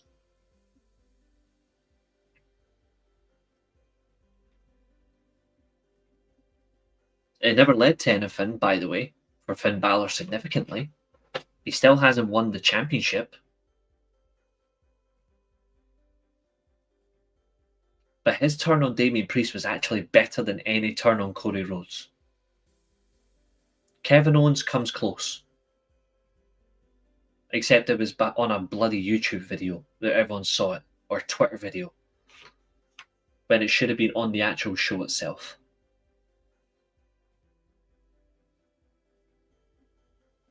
None of this best friend bollocks. The guy went, I've had enough. You're out. And he kicked the fucker out the group. Which one's on SmackDown now? Now, I'm not saying Damian Priest has been relegated, but the way it's about to be a relegation.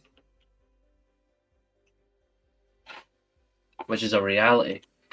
Billy, oh yeah, hold on, before I get to your comment, Billy, which is still good as well. He needs someone that can break him mentally, but no idea who it can be. Kevin Owens has tried. I don't think Randy Orton could do it, but he's another option because Cody's weak in his turn heel. It's coming, I think, or maybe a tweener angle. I don't know. Tiffany and Charlotte promos will be painful together, and I know you do. She's definitely not. This is where Charlotte needs to be a veteran and really guide her. But I'm afraid that she won't. Rusty Straight and Cody finds out his wife is having an affair with CM Punk angle. That would be hilarious. That would be fucking funny. I don't care about anything Finn is a part of. I know you're not. But I'm just pointing out a fact. I think Jordan Grace should face Nia at Mania. It will put Grace over in a pretty big way.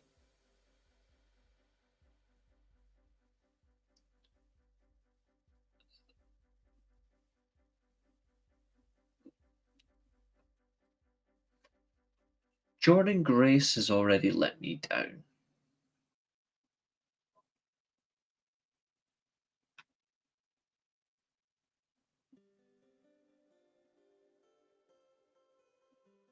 I don't want to reiterate why, but Jordan Grace has already let me down.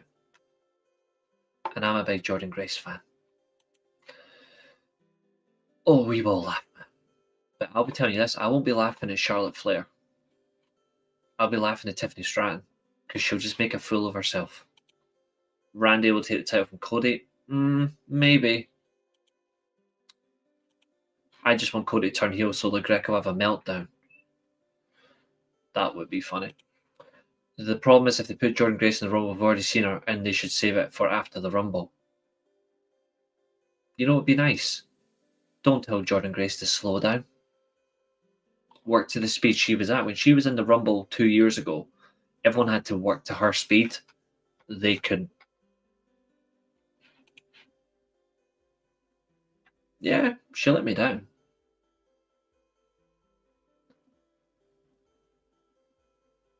With the reality that when you look at the talent that they've got, there's only a handful of talent that can keep up with her. Stephanie Vaquer, Bianca Belair, Rhea Ripley, Julia, if they let her,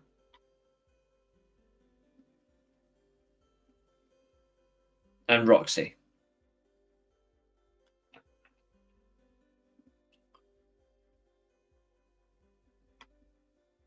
You put her with those five, and they all cook.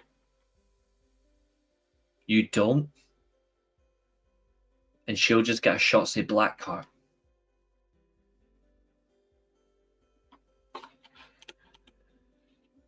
She was so eager to get WWE that she would literally do anything. She's that good, and she's just jumped.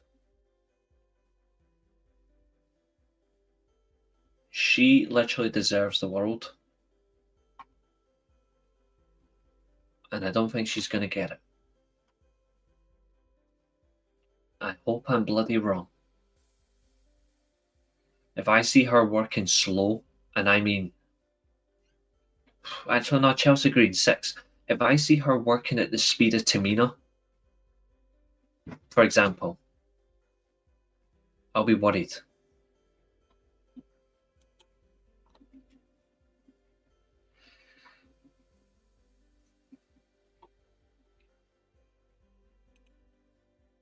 I agree. Stephanie Vaquer was on her way, and then she lost clean to Shotzi Blackheart. You can't come back from that.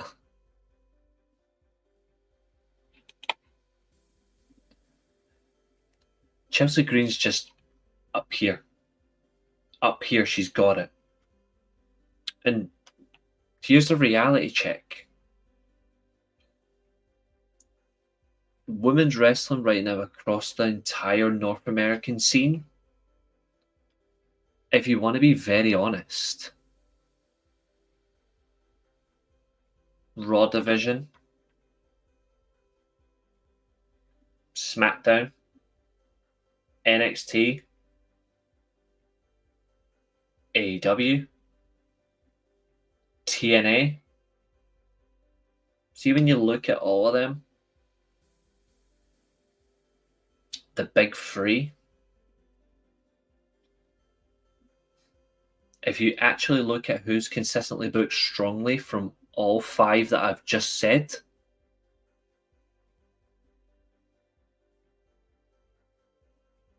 I would say 8 or 9 talents are consistently booked strongly. Think about the amount of women if you go and look at their rosters. I've said 8.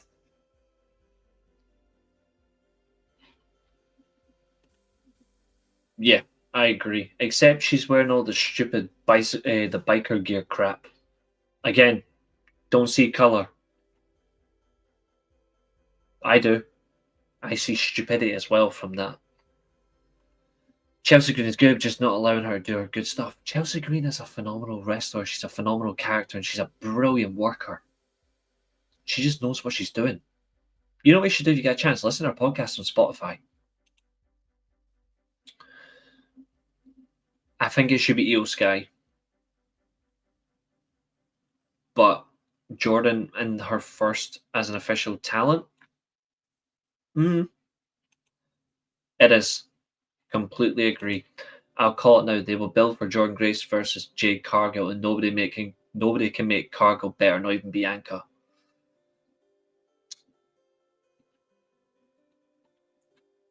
This is how I know you can't make Jade Cargill good.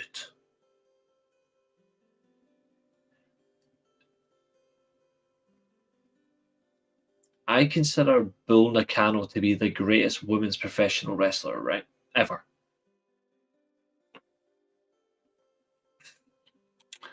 So you can give Jade Cargill Bull Nakano's look, Bianca Belair's speed, Jordan Grace's strength,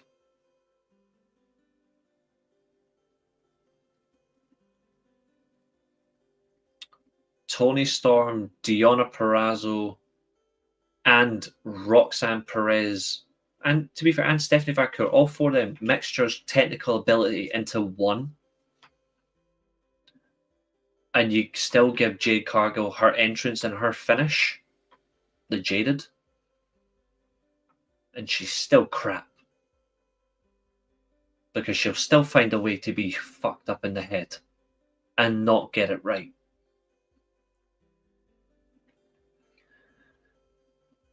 She's been trained by the likes of Bryan Danielson, who's awesome. She's went to WWE and trained with top talents. And she's trained with the likes of Bianca as well on the road. And they still can't get Jade Cargill right. That's 2 companies now. I'm sorry, Jade Cargill, but it's over. I hear Hollywood is still looking. Oh, massive. She's green, 100%. What has happened to Deonna in AEW seems to be lost in the ether over there. Honestly, I actually don't know what's going on. But again, even before that, she wasn't being used right. To be honest, Matt, it doesn't matter about the degree stuff. Even before she went back to school, like to carry on with her degree, they still weren't using her well. Toni Storm turned back. That was fine. That went exactly as it should have went. That whole segment was exactly what needed to happen, and it worked perfectly. If you actually go back and listen to the words again of her promo, that worked to perfection. Oh, really? Take them off Netflix then. Io's had her moment. I don't want her in the main picture for a long time. Her first reign was boring, had no major stories. You're kidding, right?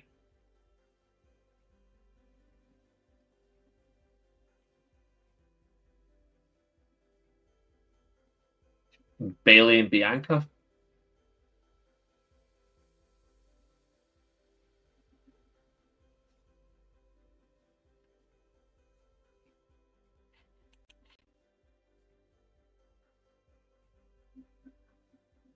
Mark Henry's retirement was an hour.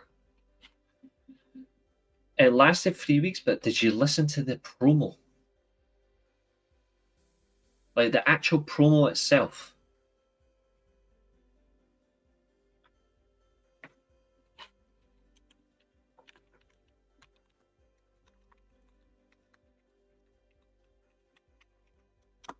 Just this one line.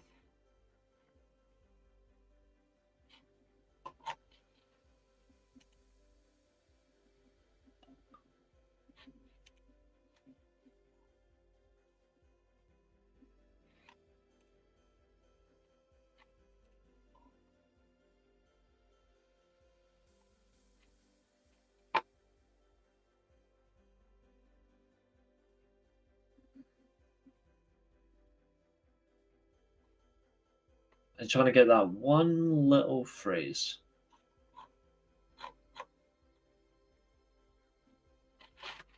Bingo. Have you just heard what I've been talking about for the last hour and 53 minutes?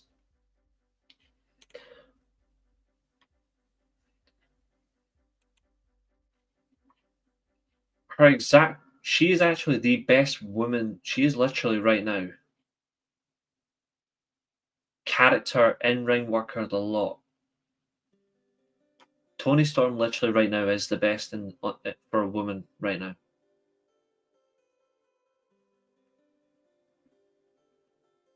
Fundamentally. The whole way through. Like, it's actually like, this is actually something that's actually a question needs to be asked because it's actually bizarre. But it's rare that someone gets this level of work.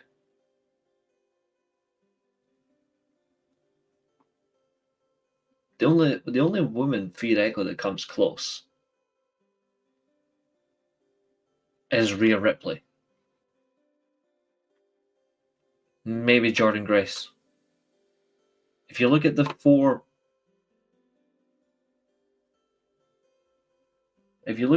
women right now, Storm, Ripley, Vakur, Grace.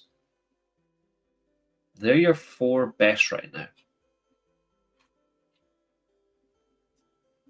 It's not even close.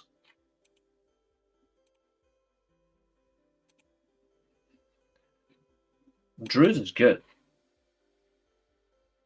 Drew's is good up until last night when it ruined itself.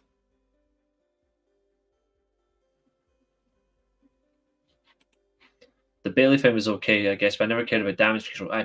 That's fine. You never cared about damage control, but you said no major stories. So it was a major story. Way too long of a reign. It wasn't as long as you'd think. Tessa Blanchard's promo and live impact was phenomenal. Her in-ring work is exceptional, and when I looked before all this bollocks about her came out, big Tessa fan. Big Tessa fan. Deonna Purrazzo, I'm a big fan of hers, but I'm not saying she's the best right now because she's not being used right. But she's still she's genuinely one of my favorites. Chelsea Green's phenomenal, but yeah, she will leave. She will. The problem with people right now, and this I've said it to Billy, and Billy will vouch for this because these are my exact words. The biggest and the best talents in wrestling sadly are the biggest assholes.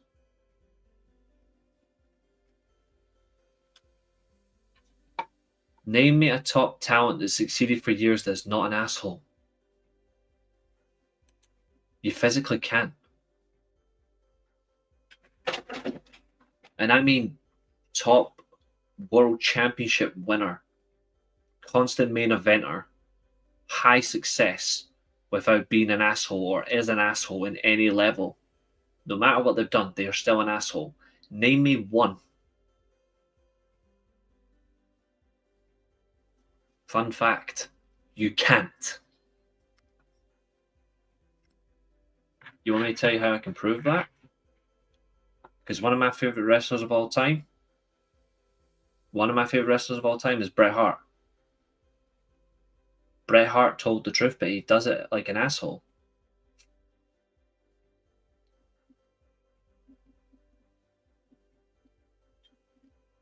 You gotta be an asshole to succeed in this way. You know what's funny? She is. You wouldn't believe it. She is.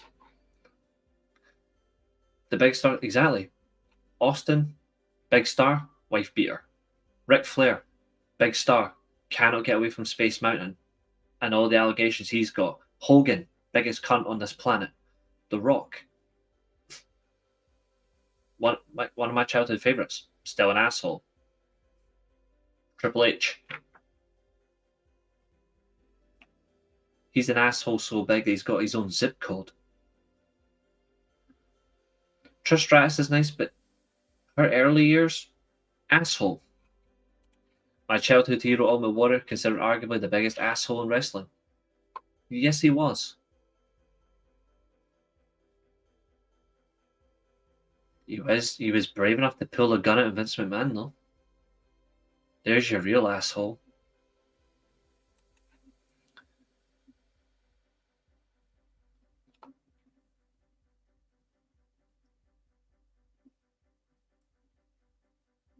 They don't need to be an asshole for long, but you can still be an asshole in one moment. You're still going to be respected, you're still going to be admired, and you're still going to be watched. I'll give you one last example. Billy, I'm sorry in advance.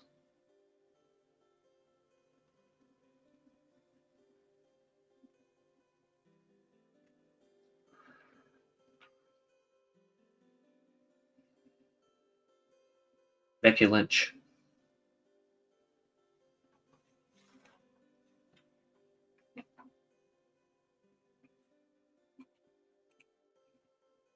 No.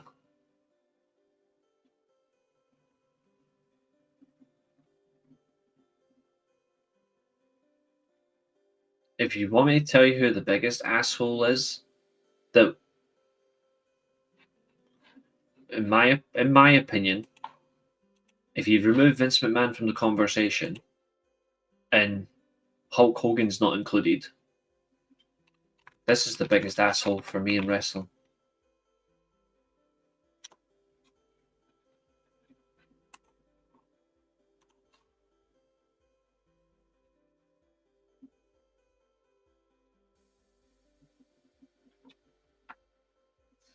Jimmy Snuka for me is the biggest asshole in wrestling.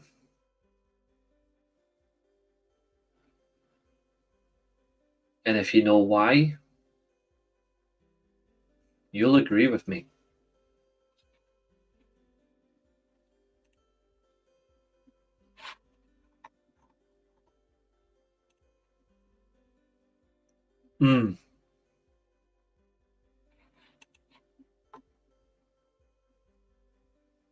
Exactly.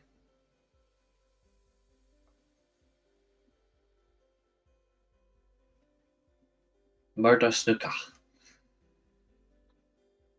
And it got covered up. Fun fact, by the way.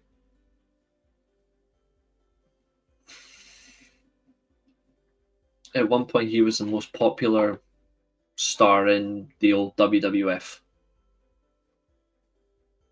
which is why he got the Madison Square Garden cage match.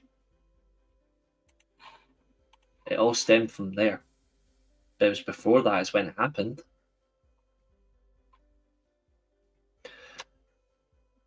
We might need to do something like that as a one-off show special. Who are the biggest assholes in wrestling? People say good things about Eddie. Please don't say he is an asshole.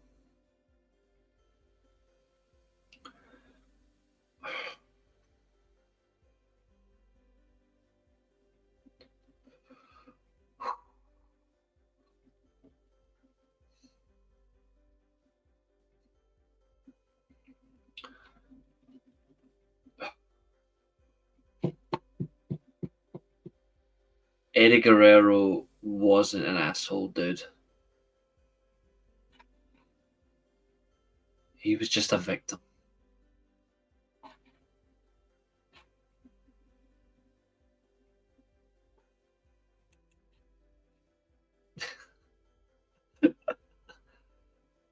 If you think about what the professional wrestling business does to people and what it takes away, Eddie Guerrero is probably one of the 3 or 4 that are the biggest victims. Eddie Guerrero, Mr. Perfect, Rick Rude,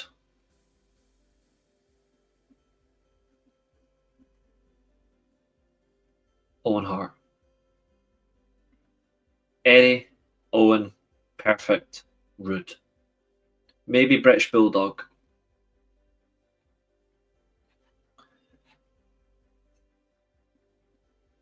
They had their personal problems and they paid the ultimate price. Their lives. Which is horrible. Speaking of horrible,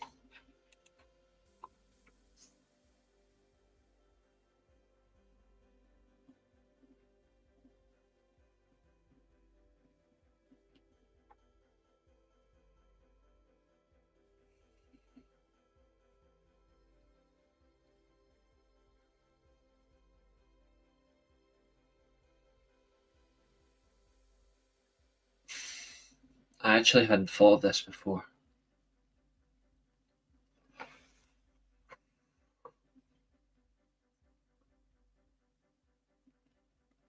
If he hadn't taken all, he was definitely juicing.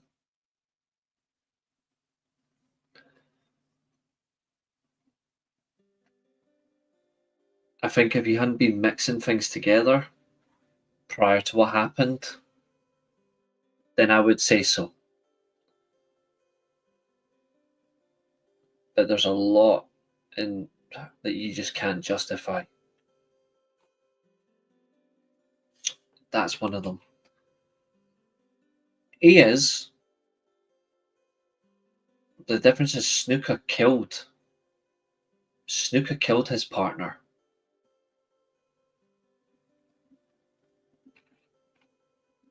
Not that one's worse than the other, but Snuka killed her. In that case, got reopened in 2010. My friend worked at security in the arena. He saw a kid walking around and asked if he was a fan. He said, no, I'm the TNT champion. Turned out to be Jack Perry. Lol.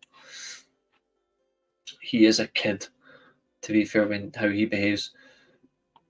That's also true. That is also true.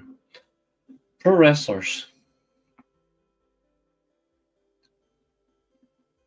Fragile egos, fragile bodies, big cunts. Some of them are genuinely good folks.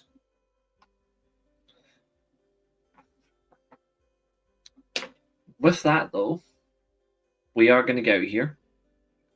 I will be back tomorrow.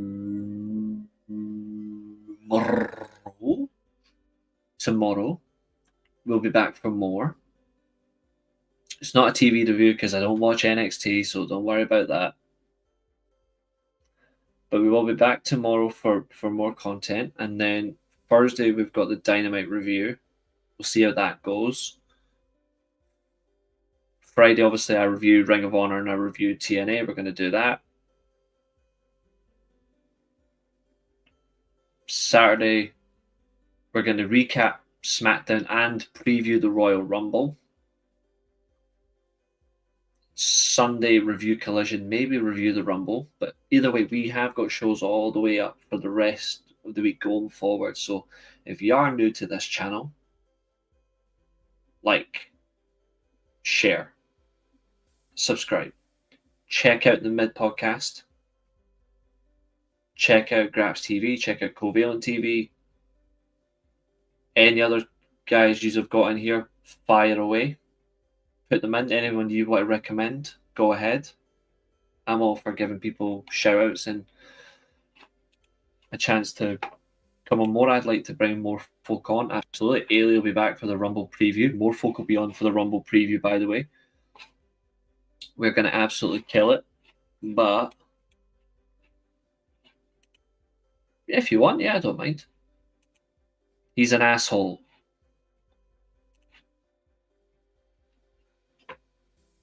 Top man. Top man.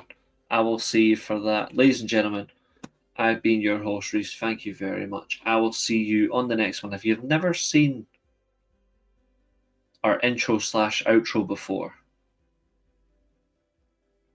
here it comes now as I bid you good night. Bye for now.